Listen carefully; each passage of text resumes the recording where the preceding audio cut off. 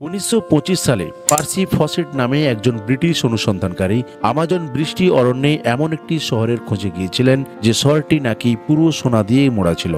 কথিত আছে যে ওই শহরের রাজা নাকি রোজ সোনার পাউডার দিয়ে স্নান করতেন। কিন্তু ওই ব্রিটিশ অনুসন্ধানকারী পার্সি ফসেট আমাজনের সোনার শহর আবিষ্কারে গিয়েছিলেন তো ঠিকই, কিন্তু তিনি আর কখনো ফিরে আসেননি। Hey guys, welcome to another videos. এরকম রোমাঞ্চকর ভিডিও পেতে ওয়ার্ল্ড মিস্টারি বাংলা চ্যানেলটি সাবস্ক্রাইব করুন। আমাজন বৃষ্টি অরণ্য বিশ্বের সবচেয়ে ঘন এবং বৃহত্তম বনভূমি, যে বনভূমি প্রায় 70 লাখ স্কোয়ার কিলোমিটার এলাকা জুড়ে অবস্থিত। এই বনভূমিতে ভারতের মতো 2টি দেশ এবং ইংল্যান্ডের মতো 28টি দেশ অনায়াসে ভরে যাবে। যেমন করে আমরা মহাসমুদ্রের প্রায় 30% এখনো আবিষ্কার করতে পারিনি, তেমনি আমাজন জঙ্গলেরও অনেকটা অংশ আজও বিশ্ববাসীর নজরে আসেনি। এই জঙ্গলে যত পরিমাণ জীবজন্তু ও উদ্ভিদ রয়েছে তার মধ্যে মাত্র 10% মানুষের নজরে এসেছে। আমাজন জঙ্গলে আনুমানিক 400 বিলিয়ন প্রজাতির উদ্ভিদ রয়েছে, আর এই জন্যই আমাজন জঙ্গলকে পৃথিবীর ফুসফুস বলা হয়। পৃথিবীর মধ্যে যত পরিমাণ অক্সিজেন উৎপাদিত হয় তার মোট পরিমাণের 20% অক্সিজেন এই আমাজন জঙ্গল থেকেই উৎপাদিত হয়। সূত্র মারফত জানা যায় যে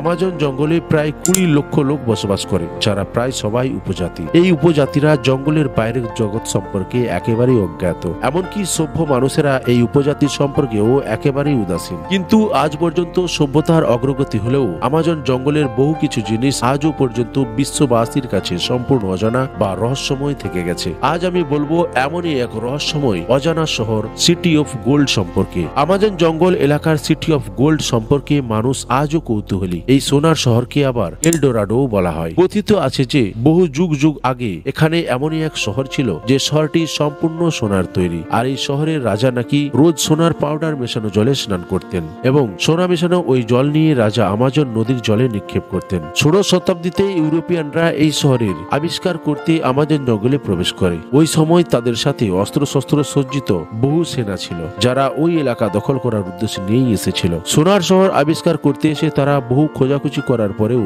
ওই শহরের কোনো হদিস পায়নি, কিন্তু এই খোঁজাখুঁজির ফলে বেশ কিছু সোনাদানা তারা পেয়েছিল। প্রায় 200 বছর ইউরোপিয়ানরা সোনার শহরটি বংশ পরম্পরায় খুঁজে চলার পর তারা এক প্রকার ব্যর্থ হয়ে সোনার শহরকে পৌরাণিক গল্প বলে প্রচার করে। এরপর ফের একবার 1925 সালে ব্রিটিশ অনুসন্ধানকারী আমাজন জঙ্গলের ওই সোনার শহরের খোঁজে বেরিয়ে পড়েন, কিন্তু দুর্ভাগ্যবশত ওই ব্রিটিশ অনুসন্ধানকারী পার্সি ফসেট একদা জঙ্গলের খুব গভীরে ওই শহরের আবিষ্কারে গিয়ে আর ফিরে আসেনি। 29 মে 1925 সালে পার্সি ফসেট যেখান থেকে হারিয়ে যান সেই জায়গাটি ছিল ব্রাজিলের মাটো গ্রাসো নামক রাজ্য। অনেক খোঁজাখুঁজি চললেও পার্সি ফসেটের কোনো মৃতদেহ পর্যন্ত আবিষ্কার হয়নি। এরকম বেশ কয়েক দশক পর যখন বিজ্ঞান ও প্রযুক্তি উন্নত হলো, তখন প্রত্নতাত্ত্বিকেরা প্রমাণ পেয়েছিলেন যে ওই এলাকায় কয়েক হাজার বছর আগের এক প্রাচীন শহরের হদিস পাওয়া গেছে। আসলে পার্সি ফসেট ঠিক এই জায়গাটারই খোঁজ করছিলেন, কিন্তু অসতর্কতার কারণেই তাকে মৃত্যুবরণ করতে হয়েছিল। প্রত্নতাত্ত্বিকেরা এই অঞ্চলে অনেক খোঁড়াখুঁড়ির পর মানুষের দেহাবশেষের জীবাশ্ম